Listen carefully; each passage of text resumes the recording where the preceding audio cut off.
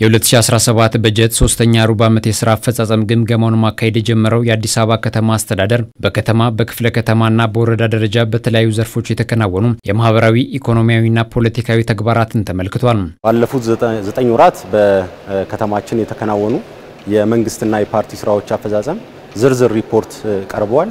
አጠቃላይ ባለፉት 9 ወራት እቅዳችንን ከማሳካት አንፃር የነበሩን ጥንካሬዎች፣ ውስንነቶች ምንድናቸው የሚለውን በዝርዝር ከቀረበው ሪፖርት ለማየት የቻልንበት ሂደት ነው ያለው። አጠቃላይ በቀጣይ ያሉ ጥንካሬዎችን ይበልጥ አልቀን ድክመቶቻችንን አርመን በበጀት ዓመቱ የተሻለ አፈጻጸም ለማስመዝገብ የሚያስችለን የግምገማ መድረክ ነው እያካሄድን ያለነው። በዚህ 9 ወር ውስጥ እንደ ሴክተር በተለይም ደግሞ እንደ ህብረተሰብ ተሳትፎና በጎ ፈቃድ ኮሚሽን ያከናወናቸው ተግባራት የላቁ አፈጻጸሞች ቢሆኑ እነዚህ የላቁ አፈጻጸሞች ግን ቀሪ ደግሞ ማከናወን ከሚገባን በተለይም ከህብረተሰቡ ፍላጎት በከተማችን ውስጥ ካለው ጥልቅ የኑሮ ድህነት ችግርም አንፃር ስንመለከተው ብዙ የሚቀር መሆኑንና ብዙ ለመስራት የሚያበረታታ ግን ተግባራት መፈጸማችንን አመላካሽ ነው። በተለይ ኢኮኖሚ ተጠቃሚነቱ ላይ ከተማዋ ላይ ከተፈጠረው የ9 ወር የስራ ዕድል ፈጠራ ውስጥ 81% የሚሆኑ የወጣቶች ናቸው ተጠቃሚ የሆኑት።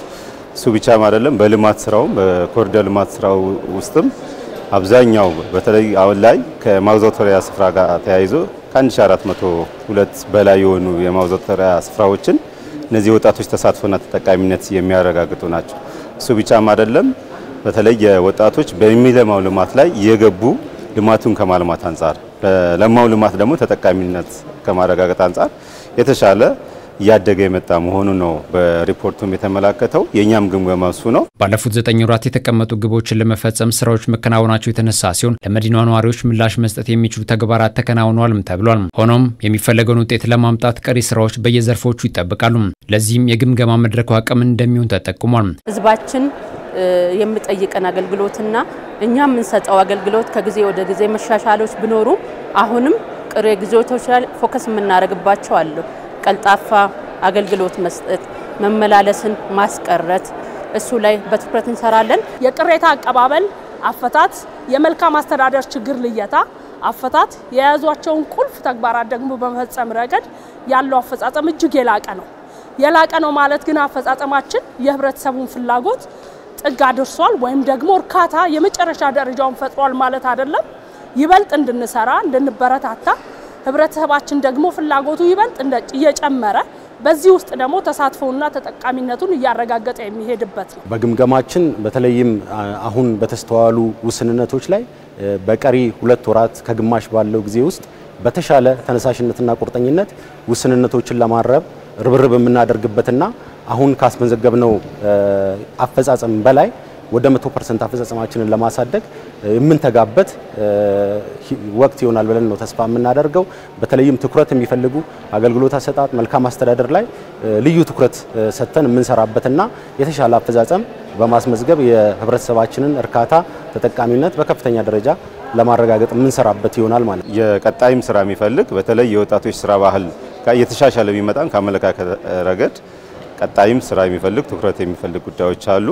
ሌላም ደግሞ አንዳንድ ከመልካም አስተዳደር ጋር ተያይዞ የወጣት ስብዕና መገንቢያ ማዕከላት ጋር አብዛኞቹ የሚሰጡ አገልግሎቶች የተሻለ ቢሆንም አሁንም አገልግሎቶችን ከማዘመን አንፃር ምቹ የስራ አካባቢን ከመፍጠር አንፃር ትኩረት የሚፈልጉና በቀጣይ ወራትም ርብርብ የሚጠይቁ ተግባራት እንደሆኑ ተመላክተዋል። የከተማ አስተዳደሩ ከንቲባ አዳነች አቤቤ የግምገማ መድረኩ ከሪፖርት ባለፈ ዝርዝር ጉዳዮችን የመመርመርና ጠንካራ ጎኖችን መማሪያ፣ ክፍተቱን ደግሞ ገልጦ ለማየት የምንጠቀምበት ነው ብሏል።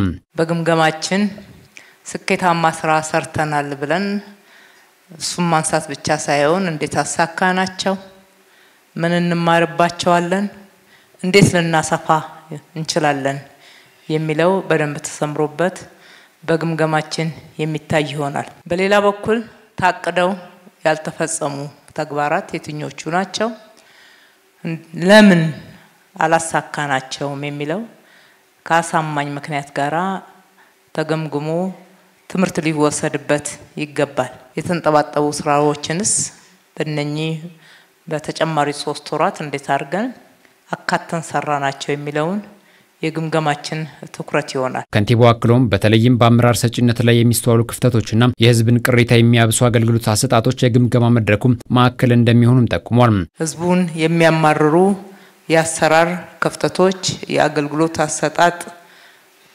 ችግሮች ተነቅሰው መታየት መቻል አለባቸው። ለህዝብ ቅሬታ ምንጭ የሆኑ ለምንድነው ማቆም ያልቻልነው መቀነስ ያልቻልነው ጨምሯል ወይስ ቀንሷል የሚለው ሌላ ነገር ሆኖ ቢቀንስም እንኳን ከዚህ በተሻለ ሁኔታ መፍታት አንችልም ነበር ወይ?